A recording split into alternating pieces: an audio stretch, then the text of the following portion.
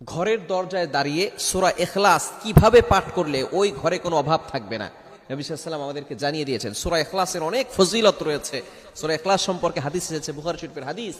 যদি কোনো ব্যক্তি একবার এই সূরা ইখলাস পাঠ করে, এবং শুধু তাই নয়, যে ব্যক্তি সূরা ইখলাসকে বেশি মহব্বত করে, এক সাহাবী সূরা ইখলাসকে বেশি মহব্বত করতেন। নবীজি সাল্লাল্লাহু আলাইহি ওয়াসাল্লাম বলছেন, এই সূরা ইখলাস তোমাকে জান্নাত পর্যন্ত পৌঁছে দিবে।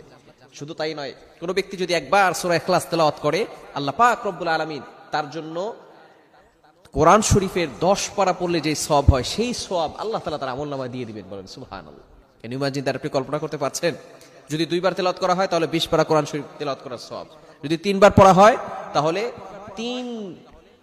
30 পারা কোরআন শরীফ পড়লে যে সওয়াব হয়, সেই সওয়াব আল্লাহ তাআলা তার আমলনামায় দিয়ে দিবেন। এজন্য অবশ্যই সূরা ইখলাসের আমল আমরা করব। কিভাবে করব? ঘরের দরজায় দাঁড়িয়ে যদি সূরা ইখলাস পাঠ করতে পারি, কতবার পাঠ করলে আল্লাহ পাক রব্বুল আলামিন বরকত দিবেন, ওই সংসারে কোনো